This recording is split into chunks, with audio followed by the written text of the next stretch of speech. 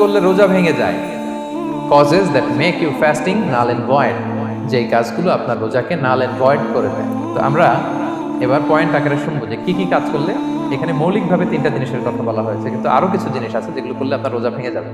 আসুন আমরা সেগুলো শুনি। 1 নম্বরে হচ্ছে ইচ্ছা করে যদি আপনি খান, ইচ্ছা করে খাইতে হবে, বুঝছেন?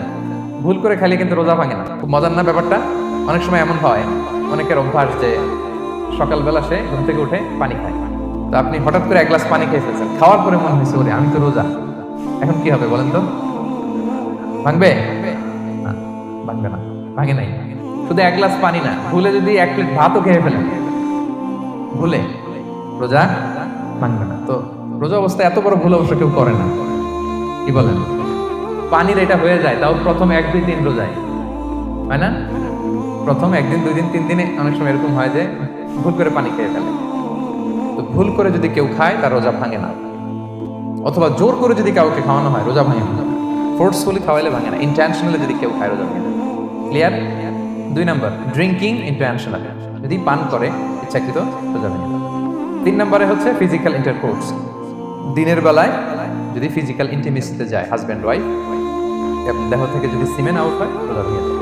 তবে ইচ্ছাকৃত যদি আপনি রোজা ভাঙেন, এটা বড্ড ভয়ঙ্কর প্রিয় ভাইরা। এটা খেয়াল করে মনে রাখবেন যে ইচ্ছা করে রোজা ভাঙার চেয়ে বড় স্পর্ধা আর হতে পারে না। কারণ এই রোজা রাখাটা কি রমাদানে ফরজ। আপনি যদি ফরজ ইচ্ছা করে ভাঙেন তাহলে শুধু কাজা করলে হবে না, কাফফারা দিতে হবে। কে দিতে হবে? ইচ্ছা করে রোজা ভাঙলে কাফফারা দিতে হবে। এন্ড হোয়াট ইজ কাফফারা? কাফফারা হচ্ছে টানা 2 মাস রোজা রাখা একটার জন্য। পারবেন? রমজানেরটা রাখতে তো খবর হয়ে যায়, কি বলেন? আপনি ইচ্ছা করে যদি রোজা ভাঙেন, এটার জন্য কাজা করলেন, একটা 60টা রাখলেন, মোট 61টা রাখার পরেও রমাদানের যে রোজা, এটার ফজিলত কি আপনি পাবেন? এটা আপনি পাবেন না। এটা বড্ড ভয়ঙ্কর। আমরা যেন ইচ্ছা করে কেউ রোজা না ভাঙি। এবার একটা মজার হাদিস শোনেন, সহিহ বুখারী। এক সাহাবী দৌড়ে এসে রাসূল সাল্লাল্লাহু আলাইহি ওয়াসাল্লামকে বলতেছে, ইয়া রাসূলুল্লাহ, হালাকতু ইয়া রাসূলুল্লাহ, হে আল্লাহর রাসূল, আমি তো শেষ। তুমি শেষ, কি হয়েছে তোমার? রাসূল সাল্লাল্লাহু আলাইহি ওয়াসাল্লাম বললেন, ওমা আহলাকাক, তুমি কেন, কি সমস্যা? হালাকতু ইয়া রাসূলুল্লাহ লিটারাল মিনিং হচ্ছে, ইয়া রাসূলুল্লাহ, আমি তো ধ্বংস হয়ে গেলাম। রাসূল বললেন, কি হয়েছে, কিভাবে ধ্বংস হয়ে গেল? তো সাহাবী বললেন, ওয়াকাআতু আলা ইমরাআতি ফি রমাদান, আমি রমাদানের দিনের বেলায় আমার স্ত্রীর সাথে ফিজিক্যাল ইন্টারকোর্স করে ফেলেছি, আমি তো শেষ, হে রাসূল, আমার বাঁচা। এবার রাসূল সাল্লাল্লাহু আলাইহি ওয়াসাল্লাম বললেন, হাল তাজিদু মা কা'আতিকু রাকাবা, তুমি কি একটা দাস আজাদ করতে পারবে? কাফারার মূল বিধান হচ্ছে দাস আজাদ করা, অথবা 60টা রোজা রাখা, অথবা 60 জনকে খাওয়ানো। ওকে, রাসূল সাল্লাল্লাহু আলাইহি ওয়াসাল্লাম বলতেছে, তুমি কি একটা দাস আজাদ করতে পারবে? উনি বলল, না, আমার তো এই সক্ষমতা নাই, আমি পারবো না। তো রাসূল সাল্লাল্লাহু আলাইহি ওয়াসাল্লাম বললেন, ফাহাল তাস্তাতিউ আন তাসুমা শাহরাইনি মুতাতাবিআইন, তাহলে টানা 60 দিন রোজা রাখতে পারবে? বলছে, লা ইয়া রাসূলুল্লাহ, এটাও আমি পারবো না, 60 দিন রোজা রাখা আমার পক্ষে সম্ভব।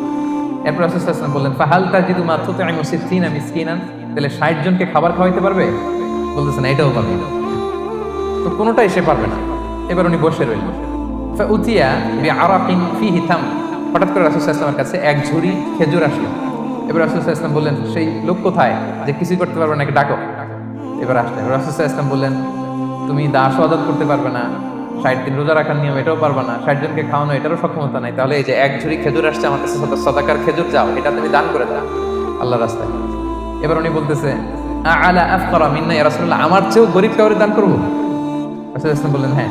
উনি বলতেছে যে আমার চেয়ে গরীব মদিনায় কেউ নেই। উনি বললেন, ফামা বাইনা লাবাতাইহা আহলু বাইতিন আহওয়াজু ইলাইহি মিন্না ইয়া রাসূলুল্লাহ, এই মদিনায় আমার চেয়ে গরীব, মানে এটার প্রতি মুখাপেক্ষী আমার চেয়ে বেশি কেউ আর নাই। ফাদাহিকান নবী সাল্লাল্লাহু আলাইহি ওয়াসাল্লাম, রাসূল সাল্লাল্লাহু আলাইহি ওয়াসাল্লাম এই কথা শুনে হেসে দিলেন। হাত্তা বাদাত আনিয়াবু, রাসূল সাল্লাল্লাহু আলাইহি ওয়াসাল্লামের চোয়ালের 2 পাশের দাঁত দেখা গেল। রাসূল সাল্লাল্লাহু আলাইহি ওয়াসাল্লাম সাধারণত হাসতেন না, দেহেক যেটা, এটা খুব কম হাসতেন না।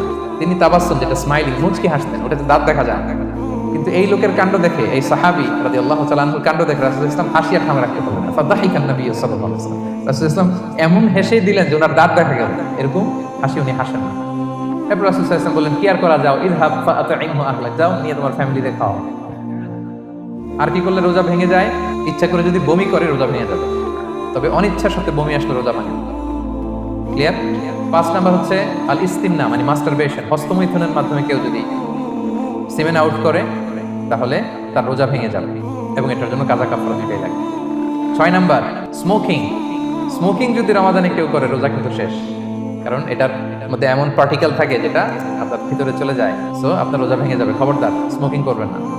7 নম্বরে আপনি যদি নাকে ড্রপ দেন, রোজা রাখা অবস্থায় নাকে ড্রপ দেওয়া যাবে না। হ্যাঁ, নাক হচ্ছে gateway to reach in the stomach. এটা স্টোমাকে পৌঁছার একটা গেটওয়ে।